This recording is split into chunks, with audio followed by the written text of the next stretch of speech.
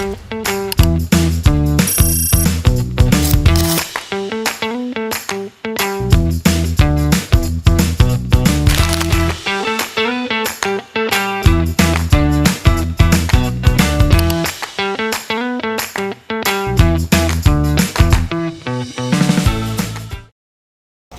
guys, we're gonna try Fuji apple because we are in Mount Fuji and it was recommended to us na we have to try it. So here we go.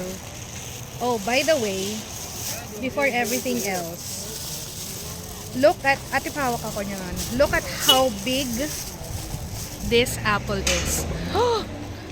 Para na siyang kalahati ng mukha ko. Grabe ang laki. Okay, now let's try it out. Let us try it out.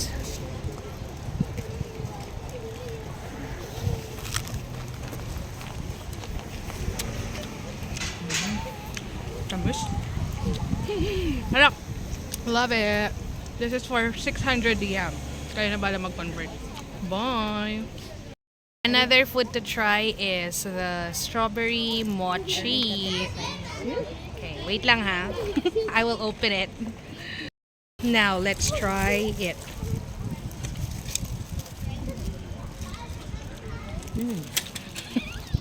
It's the strawberry mochi. Alam mo yung tinikman natin na strawberry sa Korea? Ganon. And the strawberry is so sweet. I love it. Love, love, love.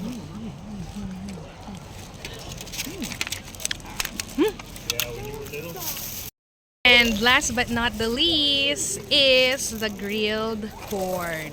Okay, let's try it. Buttered grilled corn.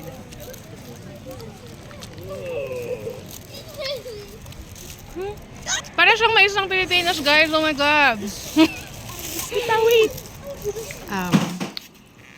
7-Eleven's ramen. Ang sarap. Yeah. Series of What I Ate in Japan Part 2.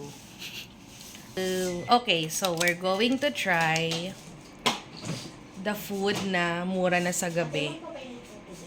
I think this is yakisoba na merong egg. Hindi ko alam yung tawag dito eh. Okonomiya. Anyway, I don't know what the name is. So, let's try.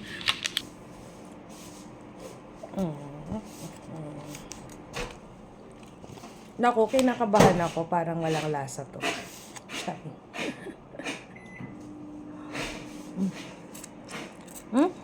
Masarap naman pala siya. It's okay for me. It's very good for me. Now, let's try that. Masarap. Skinita lang sa tapat niya. I love it. Ilagay ko na. And, talaga kasi garlic. Authentic, guys. Authentic.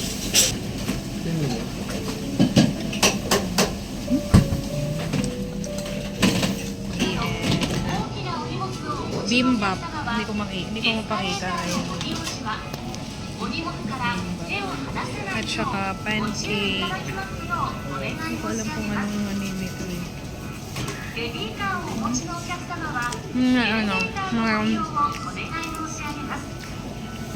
Egg.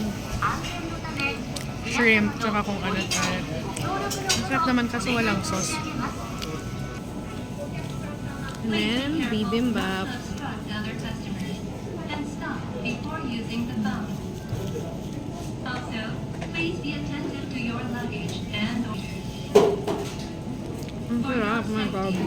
we appreciate your understanding and we hope you enjoy your shopping and dining at Shibuya Scramble Square.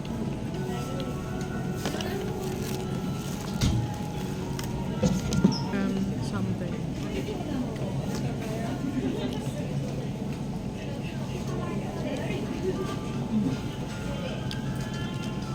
Natatikman mo.